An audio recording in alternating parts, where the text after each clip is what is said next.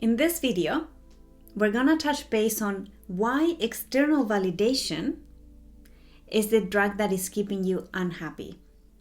And for that, we're gonna be covering where does it come from, how do you create these patterns, how do they represent in your adult life, and also how the system supports this type of behaviors.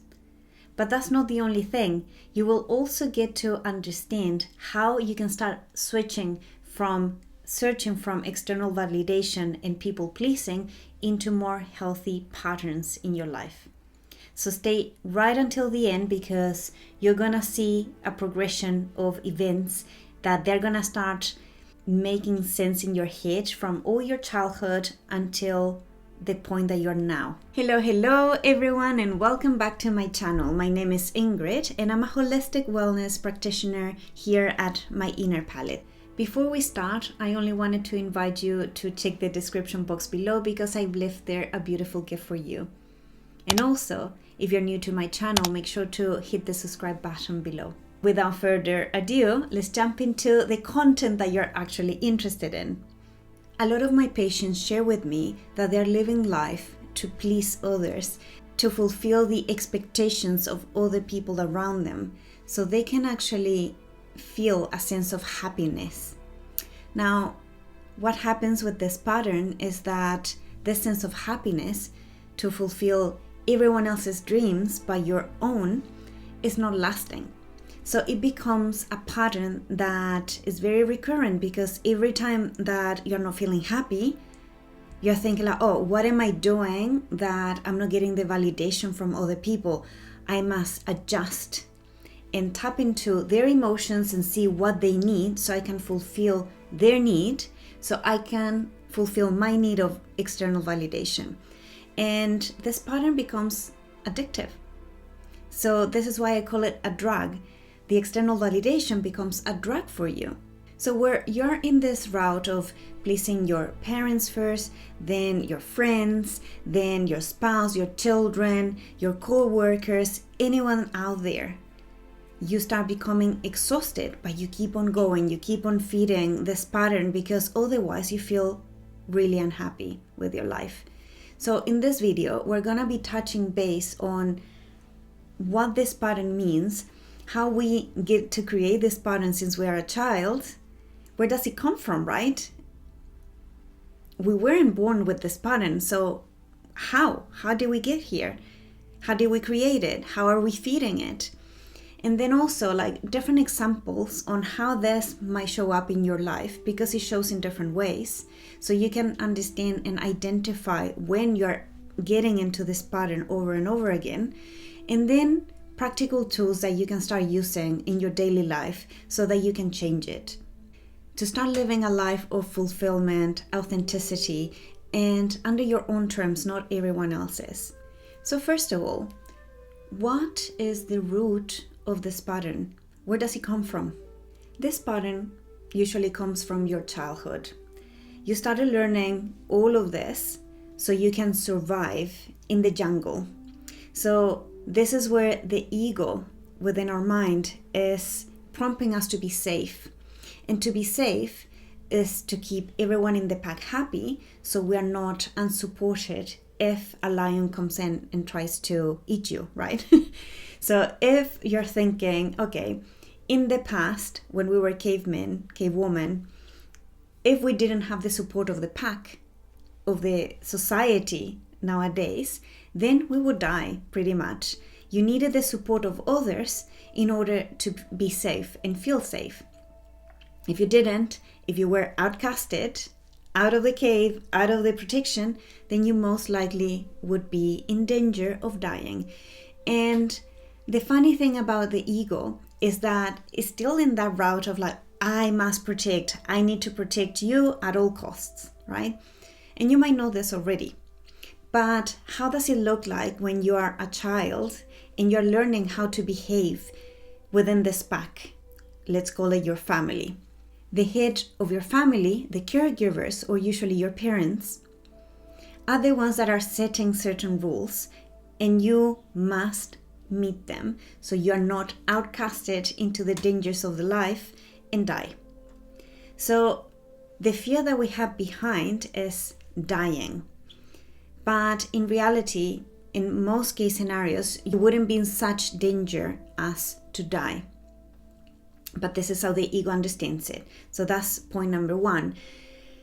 And what happens is that usually our parents, with everything that they know at that stage, everything that they've learned, they're trying to do their best to teach you the rules of their family core, society, where you were born, and all of these things.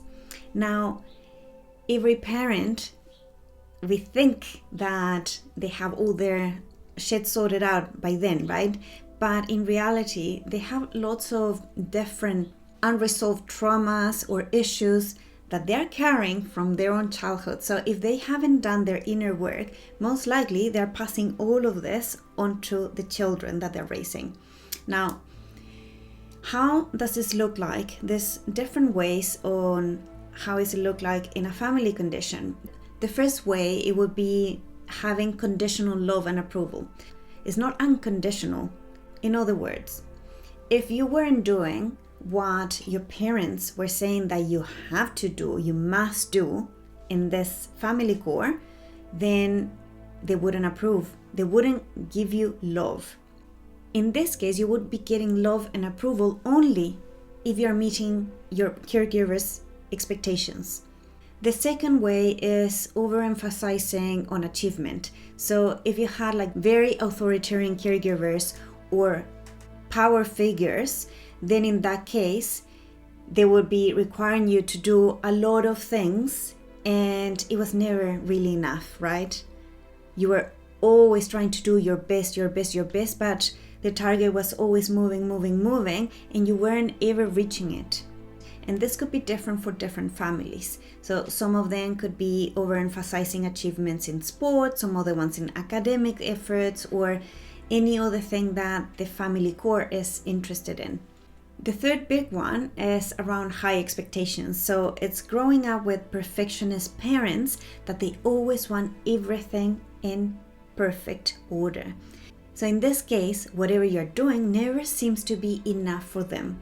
So they're always asking you to do it like, no, that wasn't correct, redo it. Or you didn't follow the step 1, 2, 3. You went from 1 to 4 and skip this process here. So no, you have to go and redo it.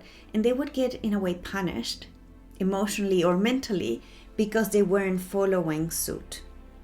The fourth one is around lack of boundaries within the family nucleus. So if you did not experience family boundaries, what happens is that you start tapping into the emotions of everyone else around and see like, how do I fit? I don't understand, where do I fit in this family? So you try to tap into each one of the members and see what are they lacking. And you get oversensitive on everyone else's emotions and you try to fill them in to fill a gap that is missing in the family nucleus.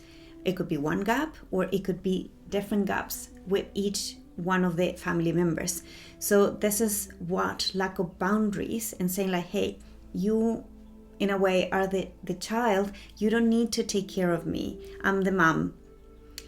I can sort things out myself and they don't need to fill in the gap of like, oh my goodness, I'm in despair, I don't know what to do. And then some of the children, they might like go in and try to comfort their mom out of the big love that they have for them. But this makes that the mom is always like reaching out to them to get that self-love that they also don't have. So you can see that it's a generational pattern what's happening there. And the fifth one, it's a little bit more delicate, is around the trauma or neglect. And this is with children that experience trauma, neglect, or emotional instability in their formative years and may develop heightened sensitivity to others' emotions and a very strong desire to maintain harmony in their relationships, sometimes at the expense of their own personal needs. So how does this show up in your adulthood life? So first, you are constantly seeking for external approval from everyone else in your life. You don't approve yourself, so you need the external validation from everyone else. Secondly, you have difficulty saying no. No to people, no to activities, no to asks or other things in your life. Third, you're over apologizing. You're always saying, oh, I'm sorry. It's almost like you're apologizing for existing. So be careful with that one. Fourth is perfectionism.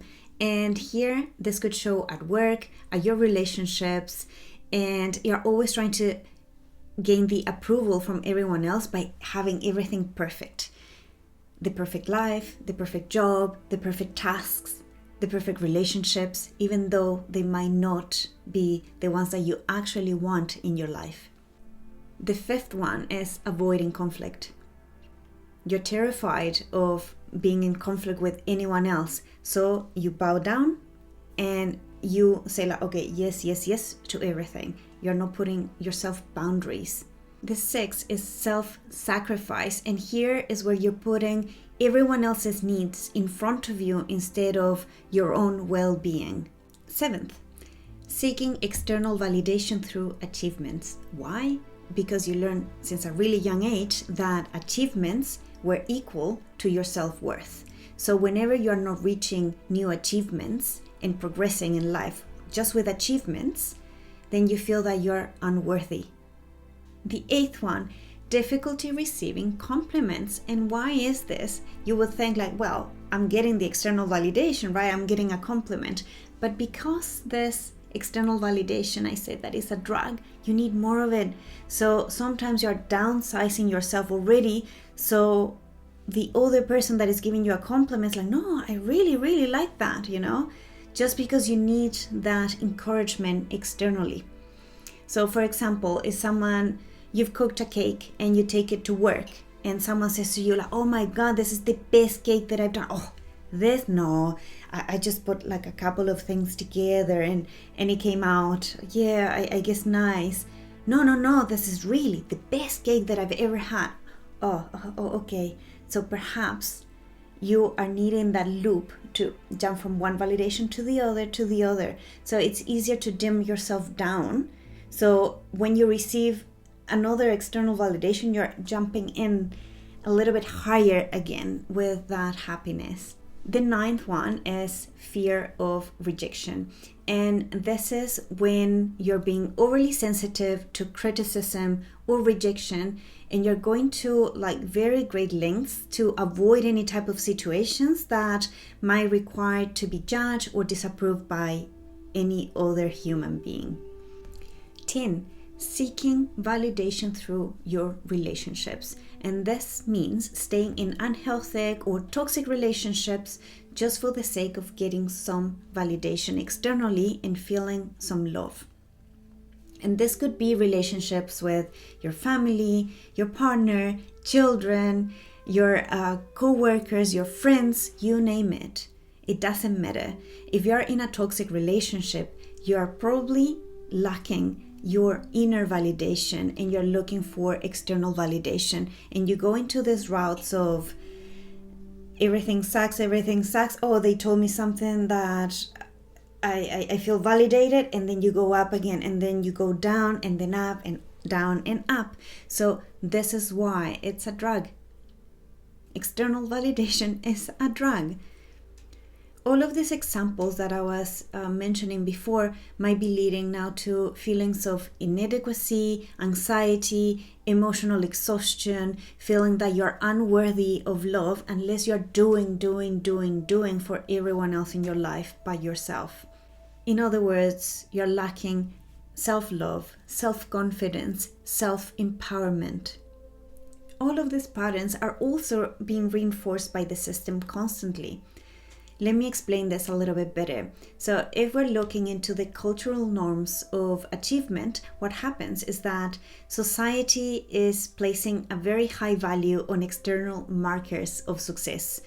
And this look like academic achievements, career advancement, or material wealth. Those are the most common ones. In this case, individuals feel the pressure to constantly perform to a very high level to meet these expectations and gain the validation from everyone else. The other example is that we're being bombarded constantly by social media influence. Usually in social media, people are creating this culture of external validation and comparison. So if I don't have what they have, if I don't do what they do, if I don't have the latest this or latest that, then I am not worthy. I am not getting the validations of others. I'm not getting likes. In many work environments nowadays, there's a culture of overwork and competition, and this makes employees feel the pressure to constantly prove themselves and meet unrealistic expectations. We also have the family dynamics that we were looking in childhood. There's a big chance that they're still running through your adult life. And this means that is reinforcing all the patterns that you have about people pleasing everyone else and getting external validation once you do.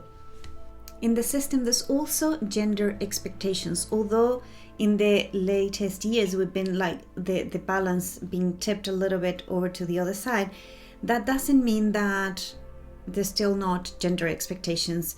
There's always like this thing that males have to be the providers, females, they have to be like overworking and tending to family and doing a lot of things for everyone else, and they disregard themselves. On the other hand, we have males that are not connected to the vulnerable side. They don't open up their emotions, and they're supposed to be stoic with an exterior showing everyone else that I'm a rock. I don't have feelings, I don't have emotions, and I'm the supplier of this household, which doesn't need to be the case. And my last example here, and these are not the only examples, how the system tricks you also into this people pleasing, is the consumer culture. And here is where we're seeking external validation by buying things. So we have like a hole in our heart to fill, and if we're not getting the external validation from other people, then what we do is just go and buy a bunch of crap that we probably don't need. We have the belief that if we get all these things, we're gonna be able to achieve like a better status, so we're gonna be approved by other people, or that we're gonna be feeling into like this place of lack of self-worth and unhappiness with external things, that actually the happiness peak goes like very quick up and then it goes down. Have you ever felt that? Because I have. And then we have like all the advertising and marketing campaigns telling you, hey, if you buy this, you're gonna be this type of person. If you don't have this, then you're gonna be this type of person. And that is total BS. Your self-worth is not attached to all the external validation that you may get from other people, or from the things that you own, or from the achievements that you've had in your life. If you start growing your own inner validation, you're not going to be needing any of this to actually feel happy and joyful in your life. So now I would like to touch base on how you can start switching this type of patterns and behaviors to get a life that is more fulfilling to you, that it feels authentic, that you're happy to live, and experiencing a joy that is more sustained in time rather than like very highs and very lows as you may be experiencing now. So for this, we have an internal process and also an external process. And here is very important that you're working with both.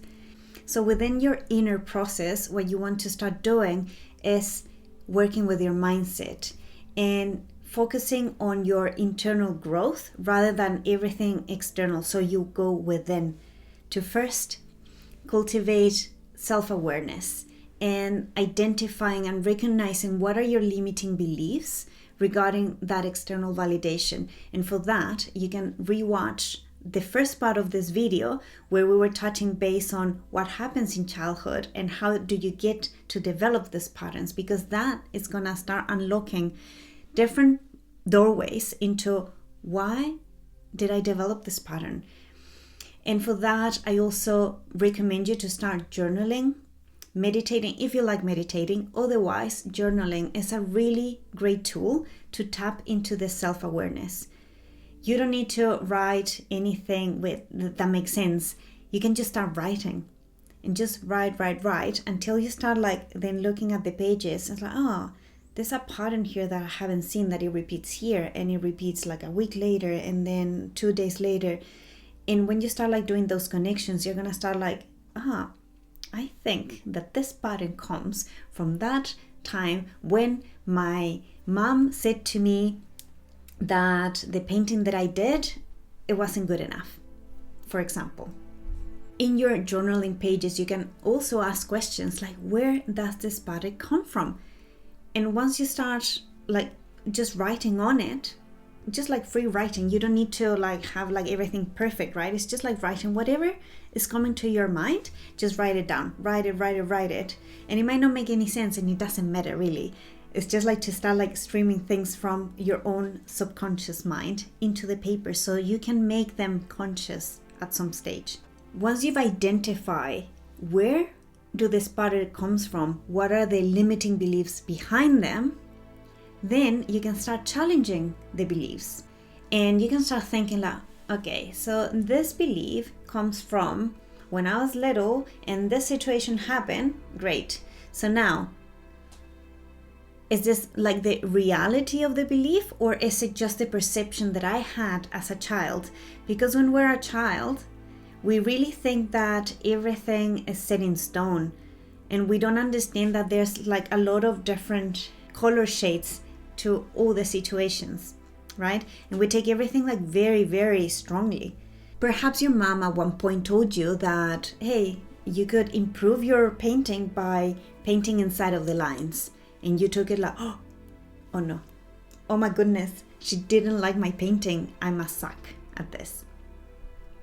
And in reality, she might have been tired, she might have expressed herself in a way that wasn't the most loving way, and that was it. But in our heads, we've distorted this reality as children because we think that everything that our parents said to us is the right thing. This obviously they know what they're doing, so I'm gonna take their advice. If she says that this sucks, it must suck. But she might not have said that it sucks. It just said that, hey, you could improve this by doing this little thing here. Have you tried? And that's it. The message doesn't need to be more than that. So we can start reframing all the beliefs and the memories that we have into a way that they're not charged emotionally with the sense of unworthiness. Another way is to start building self-confidence. And I know that it sounds like a massive task to do, but you can start doing it by just closing your eyes, visualizing yourself and all the things that you've done in your life and how great it feels that hey, I have done a lot of things, and take away the sense of I've done it for this person, for that person. Just at first, look at everything that you've done and feel proud of yourself. Not because someone else said that what you did was great, just because you feel proud of your own self. And here you can also start practicing self-affirmations. Start saying things to yourself and in your thoughts, in your mind, to encourage that self-confidence. So if at the moment your thoughts are going in spirals I'm not enough, I suck, I'm never gonna be loved, and those are the thoughts that you're having, you can start reversing them and start thinking okay, observe your thoughts. I'm saying that I'm not enough. I am more than enough. I am so capable of doing this and that. I am so lovable. I deserve love. I am loved. I am love in a way. So start practicing that self-talk, self-thought that is more positive in your life. And give yourself credit for where you are. And I know that these processes might seem daunting sometimes, but hey, we all go through it. In one way or another, we're all here to improve ourselves. So congratulate yourself because you're doing something that a lot of people don't do, and that's looking internally. And one thing that I would like to say here, my friends, is that you are worthy just for being here. Not because of the things that you've done, for the achievements that you have, for everything that you own. You are worthy of love just for being.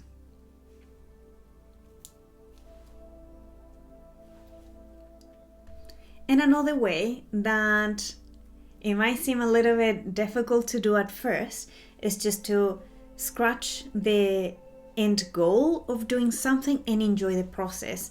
So if when you were little, for example, you loved painting, then you got into, I'm going to the same example here. If you got, like your mom said, oh, you could paint inside of the lines, and you took it as like, oh, I suck at this, I'm not going to create anymore. And then after that, you're thinking like, always the end goal must be perfect, must be perfect. That's not the case. So I want you to grab a piece of paper, start painting, and do not think about the end result. Stop judging what you're doing and enjoy the process. Obviously, I'm putting here painting because I like painting, but you can do it with anything that you enjoy doing as a hobby. For example, you can start there because it's easier to connect to that enjoyment. But if you're always judging what you're doing, you're usually not enjoying the process. So here's just leaving the judgment out of the door, say, go away, and you start enjoying what you're doing. And now jumping into the external process, the main aspect of this is to relearn how to communicate. And this is very important because it will help you to set healthy boundaries. It will help you to communicate what are your needs. It will help you to become more vulnerable in the way that you communicate, but still strong enough and assertive to put those boundaries in place. So be ready to sit outside of your comfort zone and perhaps feel the resistance from your circles that, hey, why are you changing? We were fine with how you were because you were meeting all of our expectations. So now you put them into an uncomfortable position as well because you are not acting as they expect you to act. And here's where you start acting outside of your inner newly found growth, and you start acting by your authenticity, your self-worth, your empowerment. And some people might find that they don't like it.